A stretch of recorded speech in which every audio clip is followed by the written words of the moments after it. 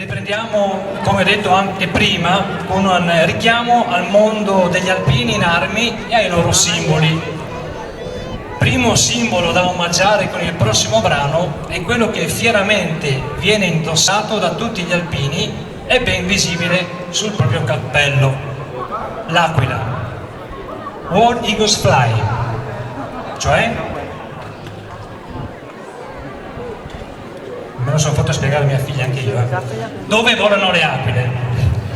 È un poema sinfonico cinematografico del compositore belga Sven Van Calster, ispirato da un documentario sulle aquile.